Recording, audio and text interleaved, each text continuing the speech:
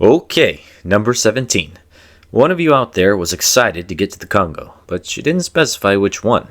There's two. We'll start with the bigger one, the Democratic Republic of the Congo, or Congo-Kinshasa after the capital. Are you ready? 'Cause, this is gonna be a long one. Geography. The dominant feature of Congo is the Congo River. It fills a vast basin in the center of the continent, a big divot in the otherwise elevated Africa, though the Congo River has been able to cut a path through the plateau to the sea. To the south lie the northern slopes of the southern African plateau, while the east is hemmed in by the mountains of the East African Rift. Congo straddles the equator, experiencing warm tropical temperatures all year, with the exception of the mountains and highlands with milder climates. Congo's location means north and south of the equator the wet seasons swap. In the capital of Kinshasa, it's October to May. Due to the way the band of rainy, low-pressure air, the intertropical convergence zone, moves across Africa throughout the year, these low-latitude places may get peaks of rain in spring and autumn, unlike the more classic summer-winter split. But in the middle section, the ITCZ never fully leaves, and it rains year-round. This creates the Congo rainforest, the world's second largest. Dense jungle spreads out as far as the eye can see, the riverbanks flanked by mysterious swamp. The Congo rainforest holds a staggering diversity of life.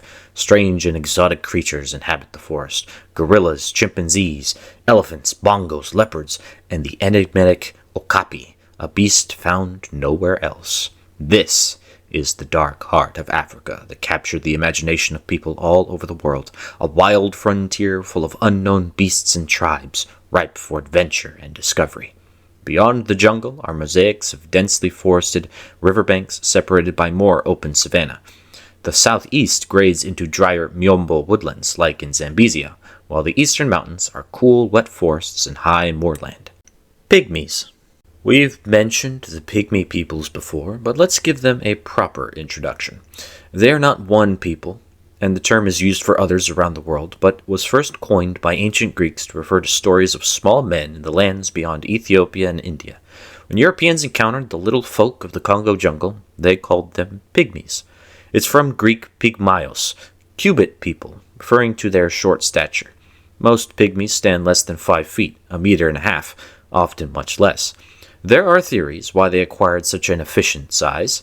Human physiology is most at home in the savanna, with enough trees for shade but enough open ground to see any approaching threats or prey, like the ideal garden. Pygmies' height might be what happens when humans spend a lot of time in dense forest. Regardless of why, the pygmy folk learned the ways of the jungle and thrived. Ancient Homo sapiens came from somewhere in eastern or southern Africa. Our buddies, the Khoisan lineage, became isolated around 150,000 years ago. The remainder spread outwards to the rest of Africa. Those who stayed behind in the jungle became the pygmies, or Central African forest hunter-gatherers, if you like. Genetic studies place their time of divergence around 60,000 years ago.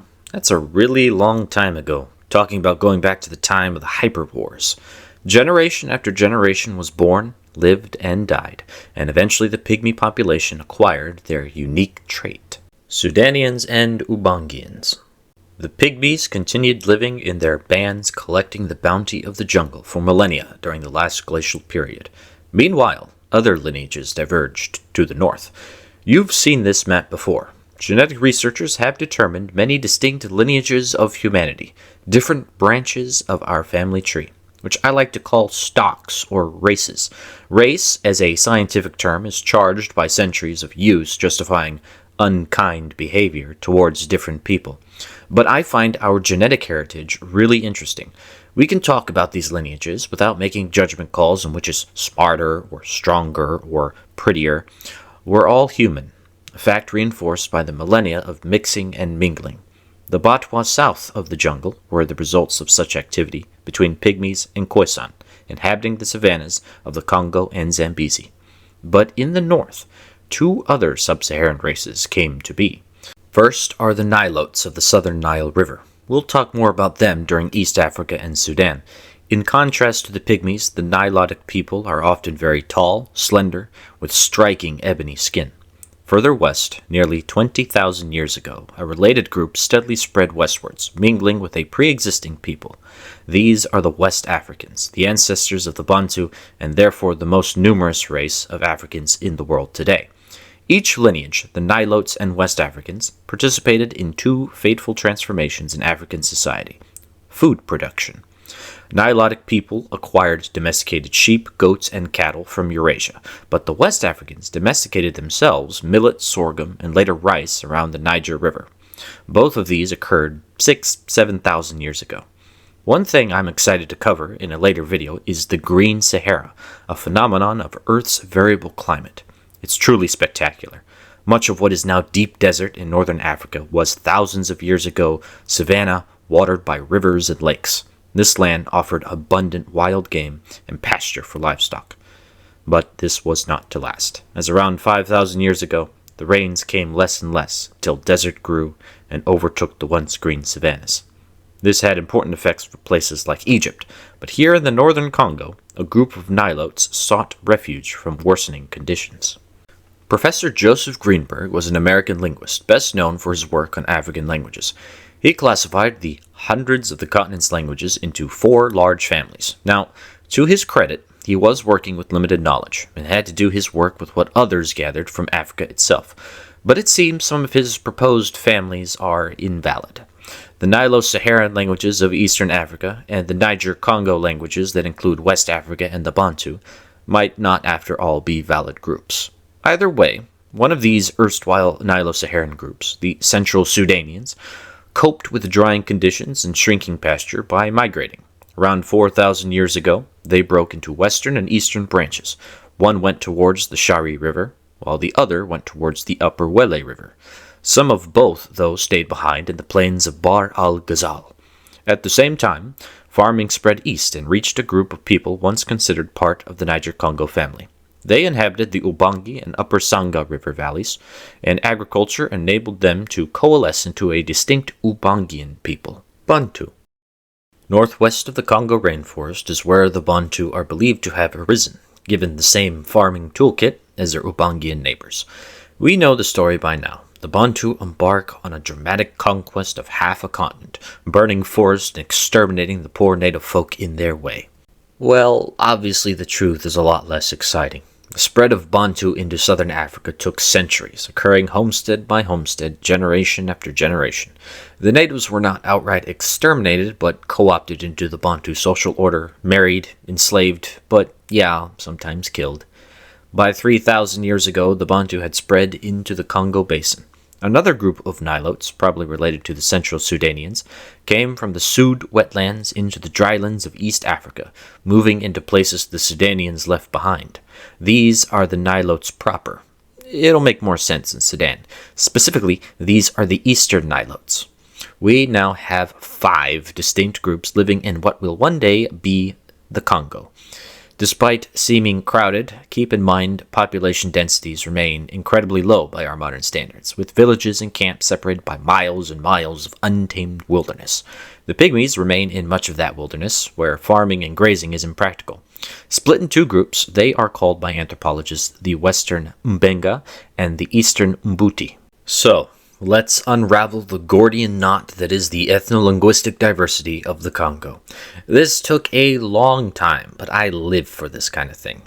By the dawn of the Christian era, the Ubangians form into distinct branches. The Gabaya in the upper Sanga and Lobaya rivers, the Banda north of the upper Ubangi, the Umbani south, and the Zandi in the Ubangi's headwaters. The Mbenga Pygmies appear to have adopted an old Ubangian language, though colored with their own original language lost to time, becoming Baka.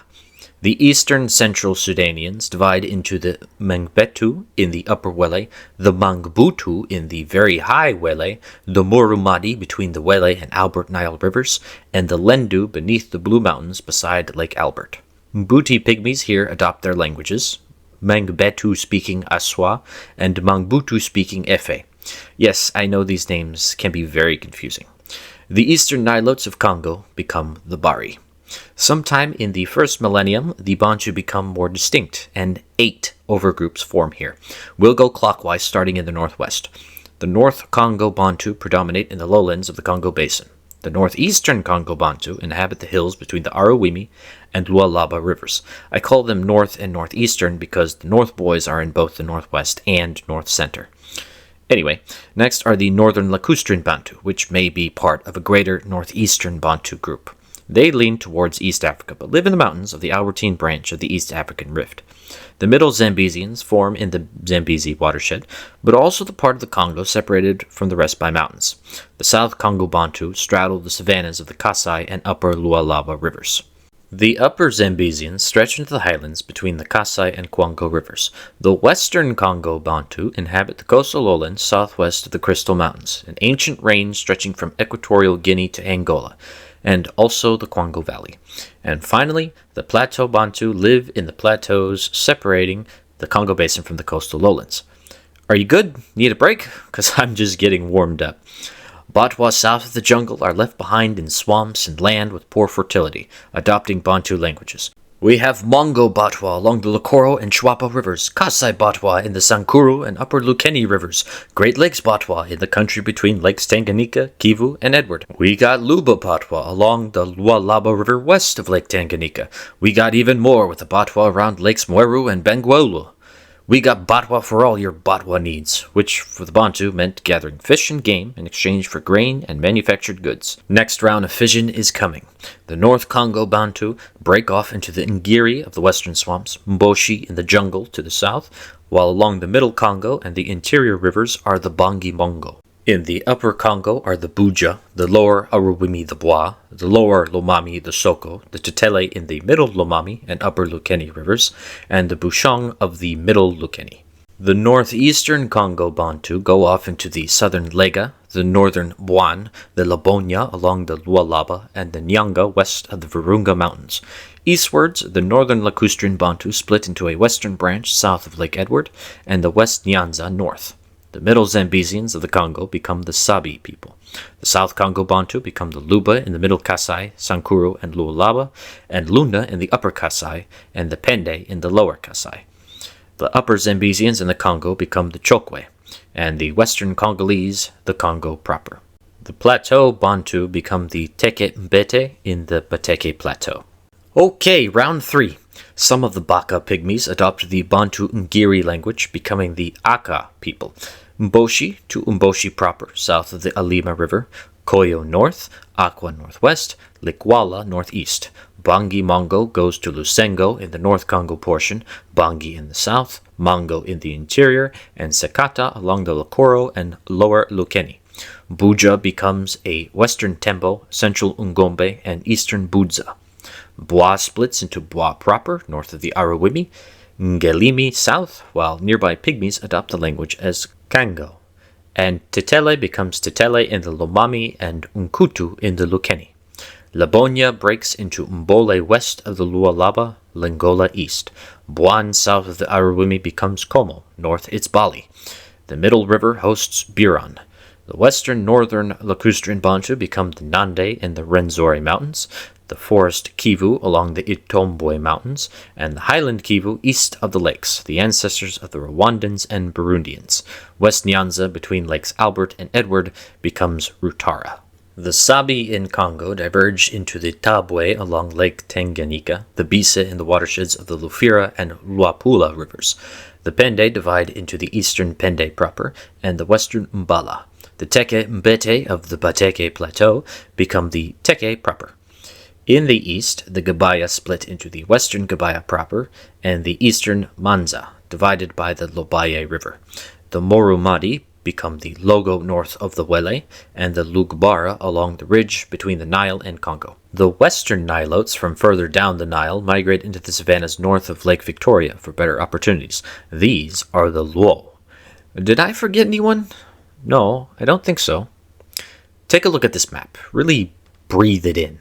By my count, there are no less than 93 distinct groups here. Linguist Professor John McWhorter makes a distinction between lumpers and splitters, that is, scholars who like few groups and those who like many.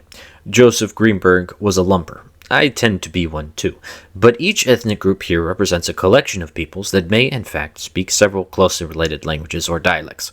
Get a Scotsman drunk and see how well you understand his English. Depending on how you define language, you could say over 200 are spoken in Congo-Kinshasa today.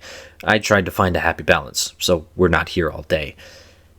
Meanwhile, around Lake Victoria, the Kingdom of Kitara is consolidating the Rutara people, but that'll have to wait until Uganda. Congolese kingdoms. The country of Congo is named after the river Congo, which is named after the Kingdom of Congo. That was named after the Congo people, Bakongo.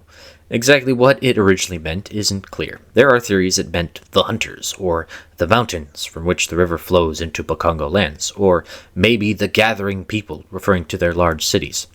Whichever, the kingdom to which the country owes its name emerged in the late 14th century, becoming the hegemon of the region. However, we gave Congo an in-depth look in Angola's episode, which is where most of the Old Kingdom was actually located. But Congo's large population and wealth prompted the growth of the Copper Road, trading mainly copper and cloth, but also ivory and slaves, between Congo and the Shona and Swahili peoples of the east. By the mid-15th century, Congo reached its zenith of power, and the neighboring Teke people formed their own kingdom of Anziku, both to protect against and trade with their mighty neighbor. Congo's subsequent adventures with the Portuguese and the wars in Angola don't stop the Copper Road, and local chiefs rise to forge their own empires on that wealth. Lunda warlords found Yaka along the Kwango Valley in 1568, as Congo wanes. 1585, the Upper Luba merge into a kingdom, known today as the Katanga Luba. The Lower Luba become the Kasai Luba. By about 1600, neighboring Lunda too forms their own kingdom. A group of Luba flee the king's control and settle along the Luva and Lukunga rivers as the Hemba. 1620, Imbangala mercenaries, many of them Lunda, leave Portuguese service and found another kingdom in the Upper Kwango, Kasanji. 1625, Bushong migrates southwards to where the Sankuru, Kasai, and Lulwa rivers meet and found the realm of Kuba. Now, while the South Congo is having all this kingdom fun, the northern Congolese have their own party. They don't form large, expansive states, but still become involved in trade along the great rivers of the basin. What grows is a great network of populous settlements along rivers separated by dense jungle. They even create their own trade language, a mix of Bangi, Ngiri, and some other stuff. Lingala.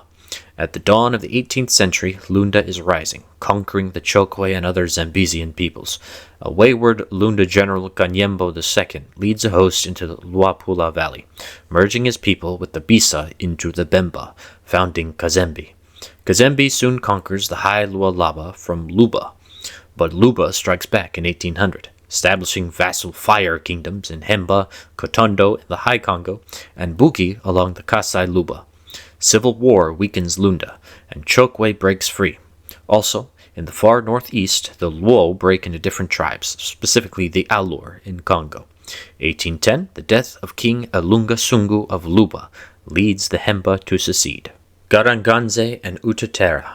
All this adventure in the Congo passes unknown to Europeans, who were still just barely probing the coasts of Africa.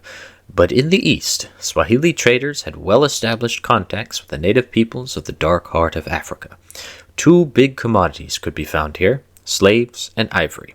Ivory is heavy, and elephants and hippos are dangerous. European guns helped bring down the beasts, while slaves carried the cargo back to market. Zanzibari explorers ventured further and further inland for more sources of their wares. An associate of these traders was a Yeke warlord named Misiri.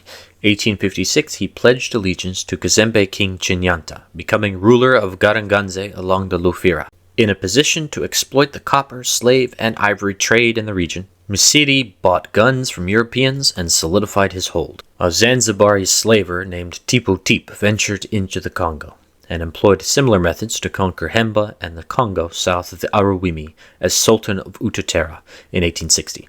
There he grew incredibly rich as the world's largest supplier of ivory. 1870, Misiri betrays Kazembe and expands at their expense. He and Tipo Tip become the dominant powers in Central Africa. Congo Free State. Europeans had been establishing outposts along the African coast for some time now, but difficult geography, diseases, and hostile locals made colonization costly. This began to change in the later 19th century. Advances in weapons and medicine, and a general mood to discover, chart, and document the Earth spurred expeditions to map out the Dark Continent. Dr. David Livingstone mapped the Zambezi and South Congo, Pierre de Brazza reached the Congo from the west, and Henry Morton Stanley crossed the continent through the Congo River. These were exciting times, and inspired adventure stories like King Solomon's Mines and Tarzan of the Apes, and it caught the imagination of Europe's leaders. They wanted empire, and Africa was the perfect new frontier to explore and exploit. And King Leopold II of the small nation of Belgium was feeling left out of the colonial race amongst Europe's great powers. So, Leopold organized the International Association of the Congo, or the Congo Society, to further his ambitions. Well, France was advancing in North Africa and along the coast of Guinea, establishing a protectorate over Anziku and founding Brazzaville in 1880. Britain was getting involved in Egypt and South Africa, and Portugal vassalized Congo. 1881, Leopold had Stanley found a base on the Congo, Leopoldville. Tensions were rising. With its large size, large population, and large resource reserves, the Congo was a juicy prize. Too juicy. German Chancellor Otto von Bismarck was worried that this Afromania threatened to plunge Europe into a war. So, at the prompting of Portugal and the Congo Society, Bismarck hosted the Berlin Conference. None of the great powers could abide another acquiring the Congo, so they gave it to Leopold. Besides, the Congo Society professed a humanitarian and civilizing mission, a goal to spread European civilization, technology, and culture to the Africans, whether they wanted it or not. What could possibly go wrong? Well, the Congo Society was granted the right to establish a non-aligned, neutral Congo Free State in the interior of Africa. Just like that, the 11th largest country in the world, perhaps as many as 30 million people, was given to Leopold II as sovereign of the Congo. They set up shop in Vivi. Leopold's agents scrambled to secure treaties of protection with the native peoples, but also had to abide sharing the basin with France. The border was agreed. Portugal claimed the coast around the Congo's mouth, but the division between French and Free Congo was about the Chilwango River up to the watershed divide between that river and the Congo, until turning south along some ridges to the Congo River. The boundary continued up the Congo and then the Ubangi. The remainder was deferred to later. These twin colonies, besides the much smaller Portuguese Congo, grew up beside each other. Even their capitals were just across the river. The Congo Free State had claim to the basin, but in the northeast the boundary went south along the 30th degree east longitude to the 1st degree 20 minutes south latitude, then southwest to the northern tip of Lake Tanganyika. Despite belonging to the Congo Basin, the land east of the lake was reserved for Germany. Portugal had tried to block anyone from getting into the Congo, but the Berlin Conference obliged them to allow free navigation up the river. The work of consolidation began. Cuba seems to have gone along without much issue, and in 1886 the capital was moved to Boma. 1887, the top part was shaved off along the Ubangi River up to the 4th degree north latitude due east. The Free State organized its own private military with the Force Publique and used it to subdue Lunda, but Sultan Tipu Tip cut a deal. He had been aiding European explorers for some time, and the Free State made him governor of the northeast from Stanleyville. 1889, Luba fell too. In 1891, Portugal realized it had to give up its monopoly on the coast and gave Congo a strip of land to the sea. The northern boundary with Portuguese Congo started about halfway between Cabida and the Congo's mouth, along a dell to about 5 degrees 45 minutes south latitude, east to the 12th degree 30 minutes east longitude, north to the Luali River, down to the Chilwango, and up towards the Mayombe Mountains to the French border. The southern boundary is much larger. From the Congo's mouth, it travels up to Matadi, east along lines and small rivers to the Kwango, up the river to another, the Utunguila, eastwards along more lines and rivers to the 8th degree south latitude, east and north along yet more rivers to the 7th degree south latitude, going east and dipping south until the Kasai River, and going up to the edge of the Congo watershed. The Free State gave up a section of the basin for that strip to the sea. The last major piece of the Congo puzzle was Msiri's Kingdom of Garaganze. This was firmly in the Congo Basin, but the British South Africa Company, represented by Commissioner Alfred Sharp, knew there were rich copper deposits there and wanted to claim it. Both the British and the Free State approached Msiri to submit, but here's the tomfoolery involved in a lot of this colonization. Many of the treaties native rulers signed with Europeans, in fact, had two versions. One was the version chiefs were told, "We'll become friends and help," and then there was the version as written, where the chiefs agreed to become subjects of foreign powers thousands of miles away. The Europeans could then hide behind their documents when disputes inevitably arose, citing terms agreed to under false pretense. Well, King Masidi had in his employ a missionary who informed the king of the duplicitous treaties. He played both off one another for a time, but finally King Leopold wouldn't take no for an answer. A military expedition was sent, a dispute happened, an officer jumped the gun, and that gun killed Masidi. The force publique conquered Garanganze, known as Katanga to Europeans, and the British had little choice but to accept the loss. Yaka falls similarly in 1893. Commissioner Sharp redeemed his failure by securing Kazembe, and the BSAC and the Free State determined their border. A line from Lake Tanganyika west to the head of the Louvwa River, thence up Lake Mweru and the Luapula River to about 29 degrees 45 minutes east longitude, south to the Congo-Zambezi watershed to cap off the south. This finger violating northern Rhodesia is the Congo pedicle, and was a compromise to allow Free State access to the ivory and game fields of Bangweulu. In the northeast, more adventure was happening. Egypt had spent the 19th century expanding southwards into the Sudan to consolidate the entire Nile River. That's another story, but the British naturally became involved. Well, in 1881, the Mahdist War began, and was still going on by 1894. Leopold wanted to take advantage of the chaos and maybe acquire an outlet to the Nile River. Britain had a grand plan to build a railway from Cape to Cairo, but German East Africa was in the way. Using Lake Tanganyika, Britain could bypass that through a small strip of 16 miles, 25 kilometers wide, between Lakes Tanganyika and Albert, leased by the Congo. In exchange, Britain would lease a strip of land west of the Nile called the Lado Enclave, bound north by the 6th degree north latitude, west by the 30th degree east longitude. There was also a vague promise to grant the region of Bahr al-Ghazal at some point, too. France had issue with this, with their own aims in Sudan. The Free State was encroaching into Ubangi Shari in the north. France agreed to Lado for an amended border along the Mbomu River to the Nile-Congo watershed. The Free State got in on the Mahdist War and had grand ambitions of conquering Sudan and creating a transcontinental empire in Africa. Congo troops defeated a Mahdist army in 1897, but were unable to continue. A mutiny in the northeast canceled those Sudan plans, and Germany probed from their colony to expand their influence. A three-way standoff erupted between the Free State, Britain, and Germany for control of the Albertine Rift. Having conquered Sudan, the British were in a stronger position and cancelled their promise of Bahr al-Ghazal in 1906, and began claiming to the Virunga Mountains, based on a misunderstanding. The Lado Enclave expired in 1910 and was annexed back into Sudan. The Kivu frontier incident was also resolved, and the border adjusted. The boundary stretched from Tanganyika north along the Ruzizi River to Lake Kivu, then along a series of lines northeast towards Lake Edward, then along the Rwenzori Mountains to Lake Albert, then the Nile-Congo watershed, dividing the Congo Free State from German East Africa and British Uganda. All right, okay, we've got full borders for Congo, helped by Portugal cleaning up their side. Glad we got that settled, because this next part is heavy. Now, Leopold touted his Free State as a way to uplift and improve the lives of millions of Africans. The reality was he maneuvered himself into becoming ruler of a patch of earth almost 80 times bigger than Belgium. The Free State was his personal property. Imagine that, owning a country, a really big country. Well, securing it cost a pretty penny, and the king needed to pay his debts. 1892, Leopold divvied sections of his colony to various companies to develop and exploit their resources. Ivory exports were important, but the big commodity Congo dealt with was rubber for bicycle and automobile tires. Vines in the Congo jungle supplied natural rubber.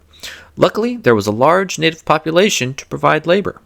Founded ostensibly to help end slavery, the Free State used its force publique to compel natives to harvest rubber. A labor tax was demanded from Congolese.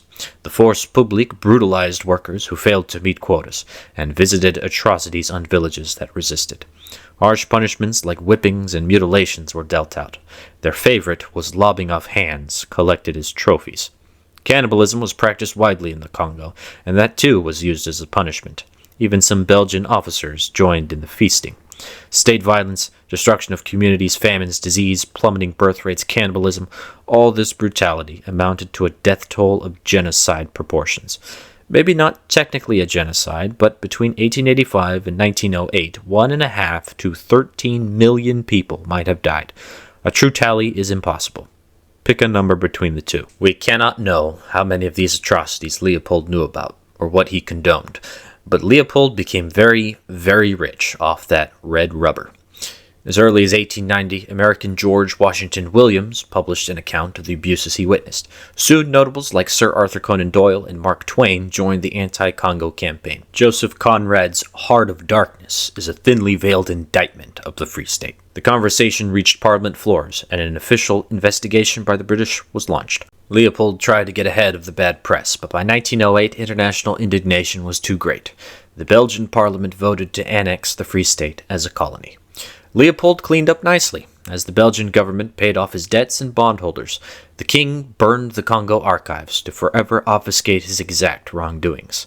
That makes him pretty culpable, if you ask me. Leopold has the blood of millions on his hands, all for the pursuit of profit, masquerading as a humanitarian mission.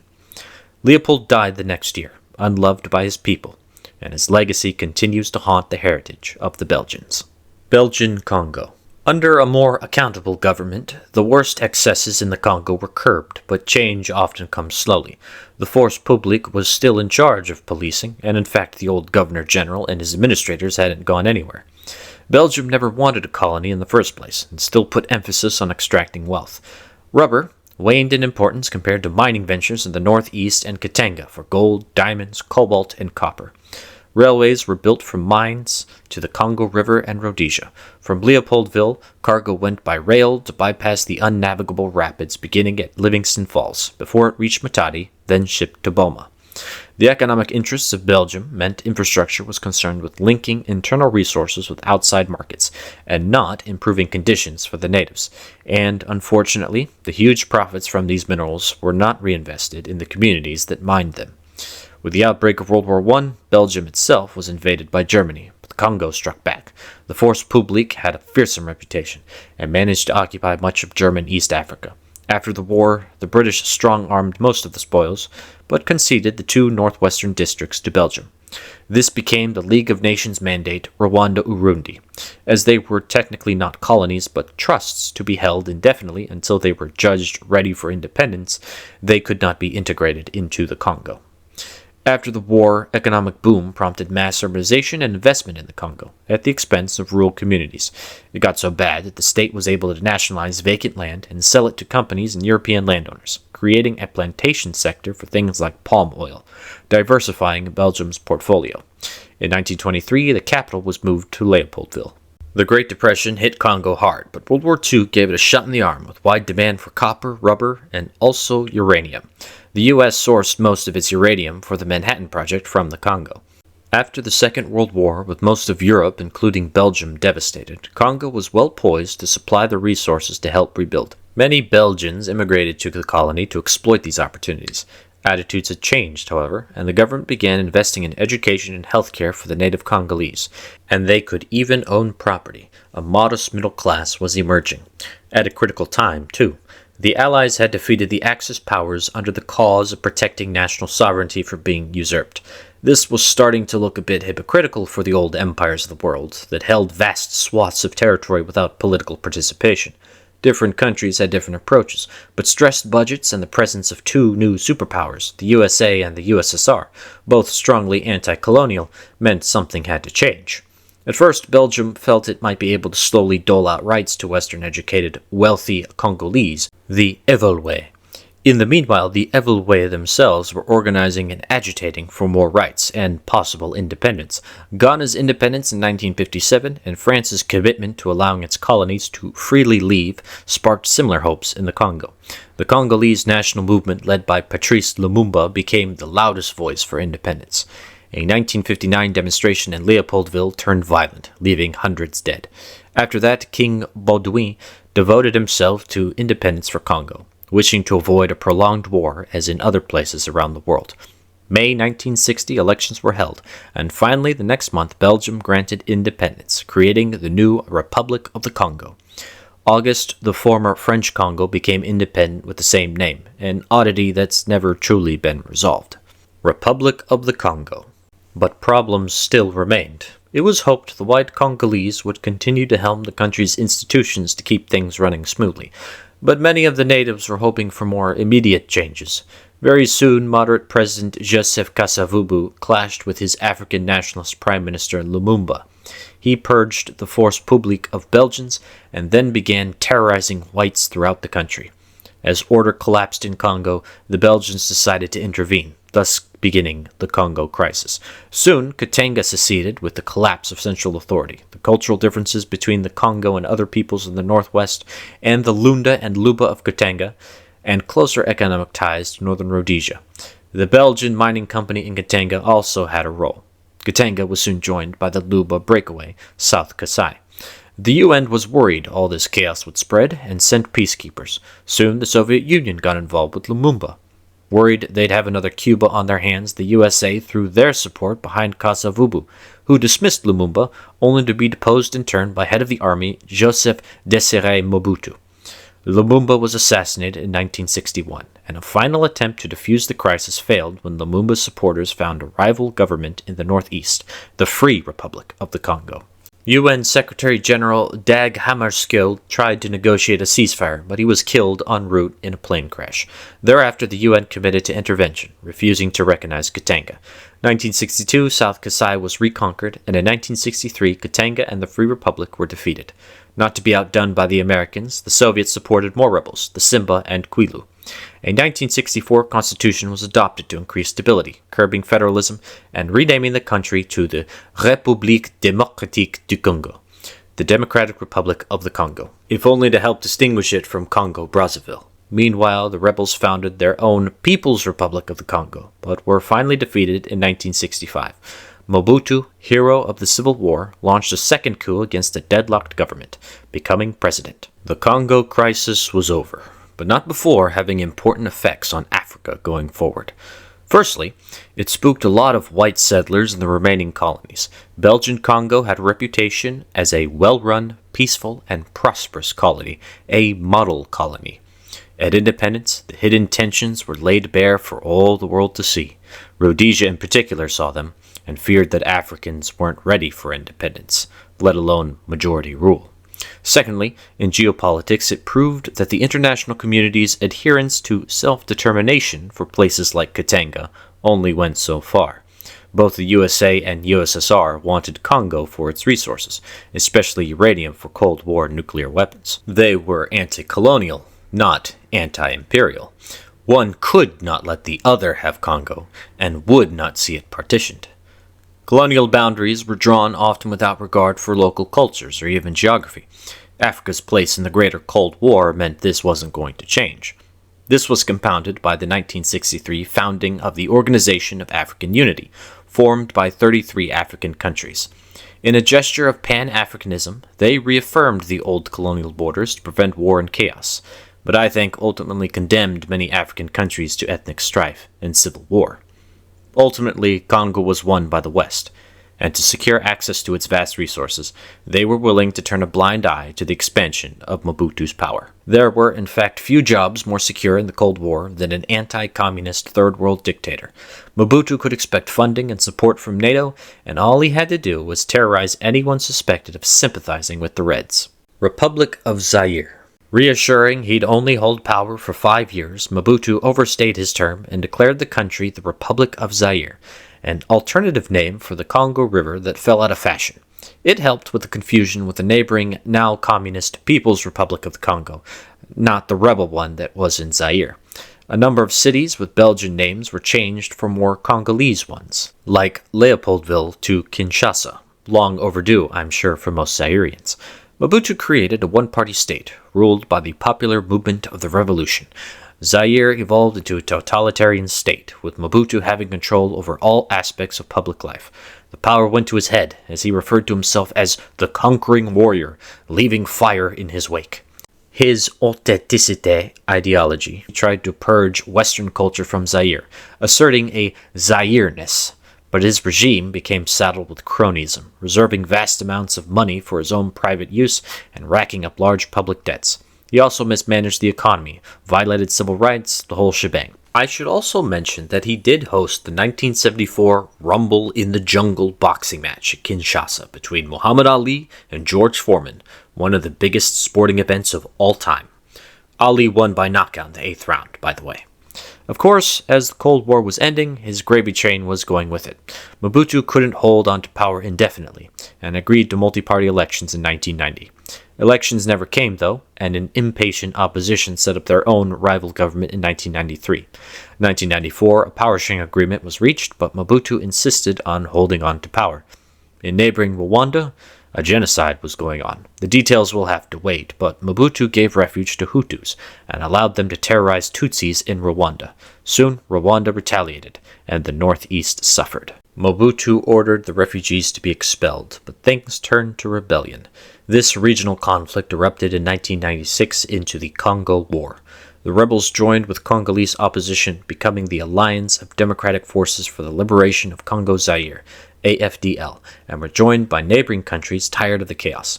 The Congo War had a lot of hands in the pot, but mercifully it was short, ending 6 months later in 1997. Mobutu was overthrown, and the country went back to the Democratic Republic of the Congo. I just said the name of the country. Mobutu was exiled and died shortly thereafter. Laurent Désiré Kabila became president. Trying to establish order in the country was no easy task. He blundered in expelling his former Rwandan and Ugandan allies, causing another rebellion in the east. Soon, a second Congo War erupted in 1998, bleeding together with the civil wars in Angola and Sudan, and soon half of Africa was involved. Kabila was killed in 2001, but neither side was able to achieve victory. The poor Mbuti pygmies were even caught up in it, suffering genocide in 2002. By the time a ceasefire was reached in 2003, 3 to 5 million people had died. A transitional government was formed, and the first multi-party election in 50 years was held in 2006. But cries of irregularities impacted legitimacy. The wars and abuses of the past half-century have done their damage, and faith in the Congolese government is low across the country. There have been ethnic conflicts across the country ever since the end of the Congo Wars. Of note is the Kivu conflict in the northeast, waged by numerous rebel groups. Finally, in 2022, Rwanda came to the aid of the Congo River Alliance, either to stabilize their border or acquire resources. Probably both. Rwanda denies involvement, but as of the making of this video, the US is brokering some kind of peace between the two. The rebels don't seem keen to stop fighting, so we will see. The international community wishes to preserve the unity of the Congo. Now, near the beginning of my video, I showed all the many peoples that call Congo home. I did this to demonstrate the sheer diversity of the country. It is not impossible to build a united nation in a land with over 200 different ethnic groups, but it is difficult and takes a long time. But honestly, I think Congo breaking up might be the best option.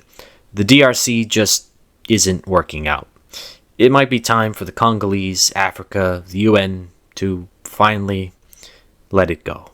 Today, Congo-Kinshasa is a large and populous country, over 100 million people. Its economy supplies important quantities of metals like lithium and cobalt, but other sectors remain underdeveloped. Much of the mining is done by hand, by child debt peons, no less. Standard of living is low, and it's racked by the legacy of tyranny, civil war, insurgency, blood diamonds, child soldiers, not to mention deforestation and unsustainable mining practices.